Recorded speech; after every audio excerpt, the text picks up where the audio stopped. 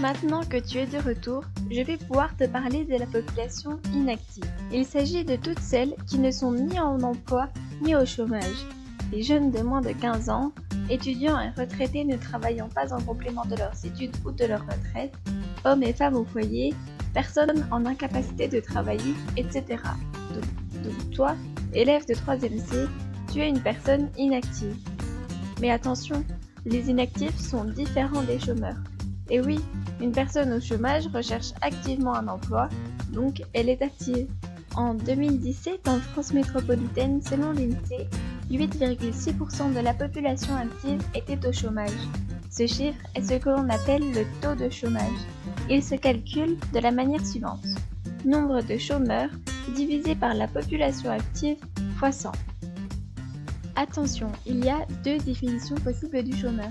Selon le Bureau international du travail, un chômeur est une personne en âge de travailler qui répond à 3 conditions.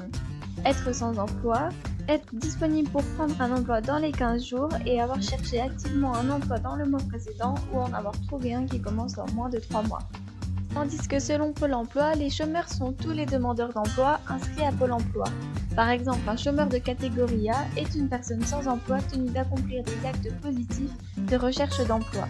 Ainsi, tu imagines bien que certains chômeurs comptabilisés par le BIT ne le sont pas par Pôle emploi et inversement. Quelques rappels. Un CDI est un contrat à durée indéterminée. Un CDD, un contrat à durée déterminée. Un temps plein compte de 35 heures par semaine, tandis qu'un temps partiel moins de 35 heures par semaine. Un emploi typique est un emploi en CDI à plein temps. Un emploi atypique est un emploi auquel il manque une caractéristique de l'emploi typique. Mais revenons-en au taux de chômage. Celui-ci varie selon le pays. En mars 2018, il est de 16,1% en Espagne contre 4,8% au Danemark. Selon la région, fin 2017, il est de 7,6% en Bourgogne-Franche-Comté contre 11,1% dans les Hauts-de-France. Selon l'âge, en 2017, 22,3% des personnes actives âgées de 15 à 24 ans sont au chômage contre 8,8% des actifs âgés de 25 à 49 ans et 6,6% des actifs âgés de plus de 50 ans. Selon le sexe, en 2017, 9,5% des hommes actifs étaient au chômage, tandis que 9,3% des femmes actives l'étaient. Selon la PCS, puisqu'en 2016 en France, selon l'INSEE, 3,5% des cadres et professions intellectuelles supérieures étaient au chômage contre 14,9% des ouvriers. Et enfin, le niveau de diplôme. En 2017, 5,2% des personnes actives ayant un diplôme de niveau Bac plus 2 ou plus sont au chômage, alors que c'est le cas de 17% des actifs sans diplôme.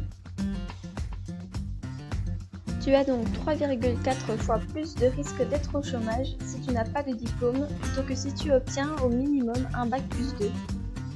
Le diplôme a donc un rôle sur le chômage, mais aussi sur la stabilité du métier, la responsabilité du poste et le salaire.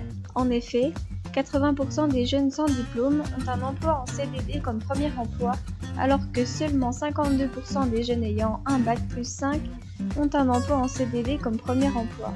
De plus, les moins qualifiés ont en moyenne des salaires plus faibles. En France, un salarié ayant un diplôme inférieur au bac touche en moyenne 1 440 € par mois, alors qu'un salarié ayant au moins un Bac plus 3 touche en moyenne 2 900 € par mois, soit 2 fois plus. Viens parler salaire et distinction femmes-hommes dans le monde du travail dans la vidéo suivante. Il te suffit de changer d'onglet internet.